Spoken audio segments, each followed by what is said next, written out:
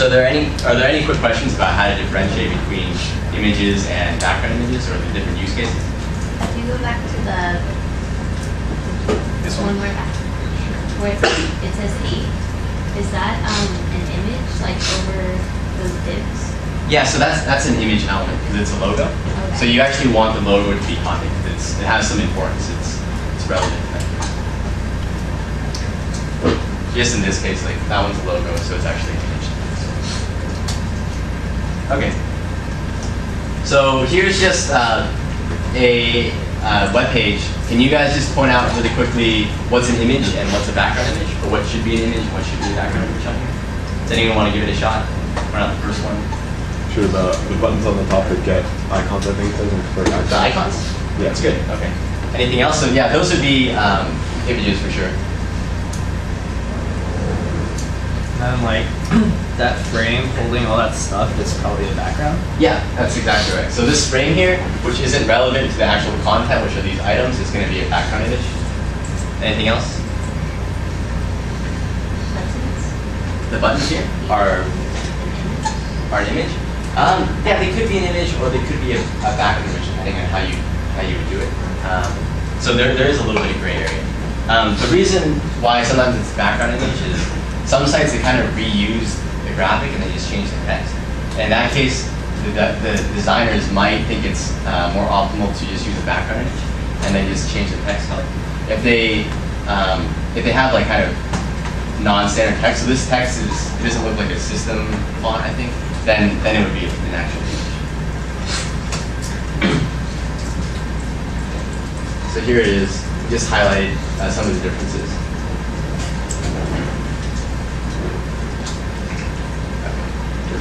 All right, so where do we actually get the images to apply as background images? Well, we just take our Photoshop mockup that we had before, and we're just gonna basically cut out sections and apply them to our existing HTML elements. So the tool that we use to do that is going to be the crop tool. So right now I'm kind of jumping ahead. I'm showing you the way to kind of prep your images for the web, assuming that you know a little bit of Photoshop. At the end of this discussion, we're actually going to go ahead and I'm going to teach you guys just a little bit more about Photoshop. So we're going to go through kind of a 10-minute Photoshop tutorial. So just bear with me now. I just don't want to disrupt the flow of class, so I'm just going to kind of show you, assuming you guys know a little bit of Photoshop already. So all you do is you take the crop tool and you kind of just select out what you want, and then you hit return or enter, and it'll just give you the images that you want. And then you can save these for the web, and just apply them to your images. So I'll go into a little bit more detail about that later. So background images in practice, most websites are composed of a lot of little images. And the reason why you want to use little images instead of just kind of a few huge, large images is you notice in most websites that there's actually a lot of reuse. So like kind of, for example, this icon's reused. You know, these elements here are basically the same thing except the text has changed. And even if you have these long bars, it's essentially the same image that's stretched. So you can save a lot of, you can save some time on loading your web page and its file size if you just use smaller images that you reuse instead of just a large image. And okay, so let's talk a little bit about actually cutting up our image. So we know how to cut it up. We use the crop tool, but how do we figure out how to actually subdivide an image? So let's say we want to represent this button. And we want to represent this button such that we might be able to change the text here, okay? So if we were to cut up this button, how many images do you think we would need, or how many HTML elements do you think we need to represent this? If they didn't have to be variable size, we could probably just get away with one, just applying the background image. But let's just look at the features and see what we can reuse and what we can't reuse. Does anyone want to guess? If you're not looking at the slides beforehand? Okay. So you could probably take it in 3? Yeah, 3. Do you want to explain why it'd be 3? So you could slice the top and bottom off the button. Top and bottom, okay. And then have the button square in the middle. Okay, sure. So he's suggesting that you could just cut the top part of it and the bottom part of it. And the reason why he's suggesting that is because these are rounded corners. Actually, I was kind of thinking about it the other way because the height of your button probably won't change. So you probably want to have just the middle section, right? And then either edge. Yeah. What? Yeah, there's a gradient here too. So I'm actually going to talk about tiling in a second. Then we'll go into more details on why it's better to do it sideways and horizontally. But what's important to get out of this slide is basically we have a button here, and we have to capture all the details of this button in as few images as possible. And basically, the details of this button are essentially the rounded corners on either edge. And we can't reuse the same image, right? Because this is rounded on the left and this is rounded on the right, so we need at least two separate images. And then the middle portion is going to be an image on its own because right, it doesn't really fit into any of the caps. It's not rounded. Okay, so let's talk a little bit about why we need this middle portion, and let's talk about exploiting repetition in images. So you'll notice actually this large section in the middle. This is essentially the same image, just kind of slid over, right? It's like, you know, this point of the image over here and this point of the image over here are exactly the same thing. So when we're cutting this button up, we actually don't need to capture all of this. What we can do is we can actually just get a really small sliver, and you can even use just a 1 pixel sliver, so just as much as you need, right? We're trying to use like as small of file sizes as we need. So we just need 1 pixel to basically represent the data that's going to be in this gradient and the edges. And then we can just tile it across. And by tiling, so here are the 3 images. And by tiling, I mean using the background repeat function. So just based on what it sounds, all it does is it takes your single image and it's going to keep repeating that image until it's covered its entire container div. Does that make sense? And it takes a couple of values. It takes repeat, which is going to repeat that image along the x-axis and the y-axis. And it takes repeat x, repeat y, and no repeat. So here's just some quick examples of what that looks like. Can anyone guess what repeat x is going to look like? I mean, I kind of gave it away. Yes, no, so this is the background image that we're applying to this div. Does anyone know kind of what it's going to look like when we apply this background image with the repeat x value? So it repeats along the x-axis. Yeah, exactly. So it's just going to keep applying it. It's going to keep applying the same background image until it hits the edge and it's going to stop. And right now I have this size, so it's kind of the perfect container for 3 images. But if it wasn't the perfect size, then you just kind of have a chopped off image here. Okay. And repeat y just looks the same, except rotated. And then repeat is just like that. So the concept that we want to stress is that when you're designing your website, you want to use small images, and you can actually get away with just using 1 image and then reusing it throughout the site. So just a quick question: what does background no repeat look like? You guys know? Just one. Yeah, so it'd just be the top one in the left hand corner. Okay. So after you've cropped your image in Photoshop, what you want to do is just do save for web instead of normal save. And you want to set PNG 24, okay? So just reference this when you're actually using Photoshop, and I'll explain why we use PNG 24 right now.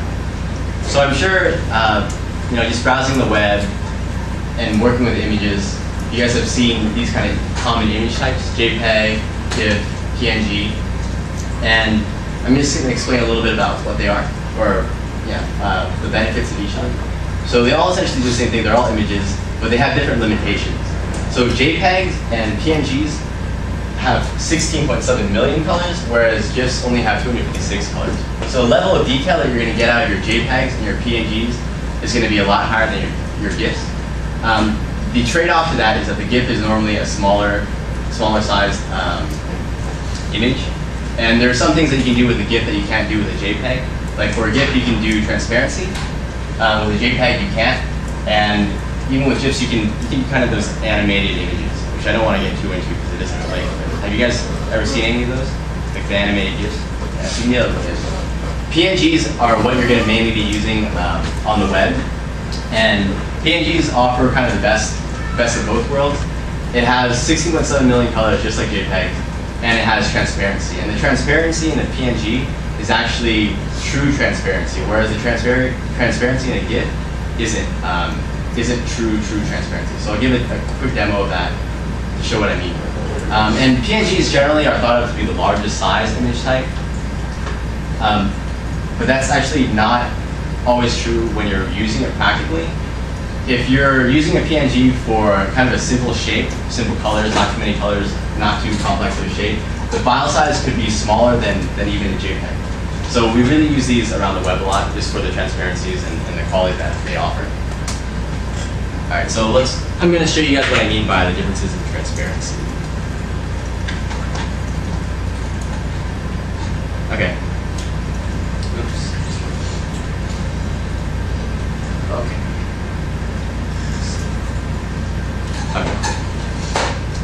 Okay. So here's a PNG, here's a GIF, and here's a JPEG. And what this is they're just checkered squares, and these checkered squares have a slight shadow to them, okay? And right now it's on a white background, and you'll notice that they all look about the same, okay? If you're viewing it on your screen, the PNGs and the JPEG should be a little bit sharper than the GIF, but it's all about the same. As you scroll down and you change the color, you'll see the differences in transparency. So this is actually an off-white, which doesn't show up on the projector, but you can see on your screens. Here's actually a blue, so you can see the difference. This is JPEG here, and there's essentially no transparency. There's no way to say that this should be empty space. We should be able to show what's behind it. Over here, we're using GIFs. And GIFs are almost transparent, right? So the majority of it is transparent, but around these edges, where it's kind of trying to render the shadow, it's not transparent. Okay, and then these are PNGs, and this is truly transparent. What do you mean by that? Like, are you saying this, like, the image itself, like the white parts, like, I mean, sometimes there's just white parts, right? Sometimes they're not transparent. Yes. What do you mean? Like Sometimes there's a setting that you say that makes all the pictures transparent, and so in Photoshop, what you can do is you can actually create kind of transparent images, and you can kind of delete the background layer, and then you can save them as transparency. Oh, so if you save it as like a JPEG, then it's not really, so even if you had even in your Photoshop, if you had a transparent like Photoshop document where your image is transparent, if you save it as a JPEG, then it's going to lose that transparency. Okay, and if you save it as a GIF, it's going to be slightly transparent, and then if you save it as a PNG, it'll be truly transparent. So it'll be exactly what you have in your Photoshop document. Gotcha. And then to give it a background, you just set background with the CSS? Yeah, so if you wanted to kind of put a background color behind it, you could do this. But I mean, if you kind of already know what the background color is beforehand, you could, if you want a smaller file size, you could get away with GIF. Because this was set up with a white background, and we saw that it looked, decently well in white, so you can get away with that. But generally, we use PNGs for things in the white.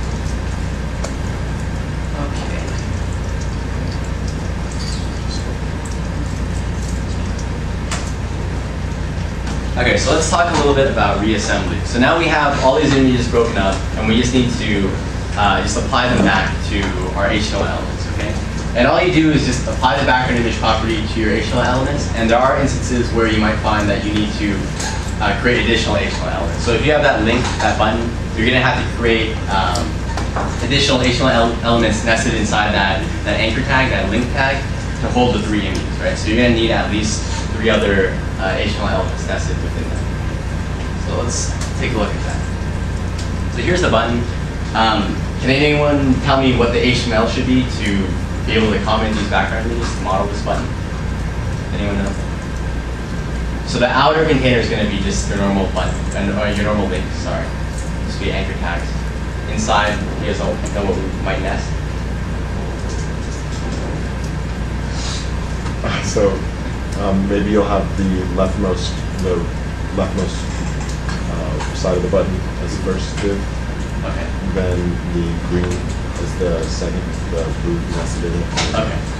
And then the last one, right? Okay, so yeah, we definitely need 3 elements because we have 3 background images, and in the first slide talking about background images, we know that we can only apply 1 background image per element. So we need at least 3 elements. In this case, we actually use spans instead of divs. And the reason why we use spans instead of divs, can anyone tell me? Inline elements. Yeah, because the link is an inline element, right? So if we use divs, which are block level elements, that's going to be actually a violation of the HTML standards. So we want to just use spans. And the way that we kind of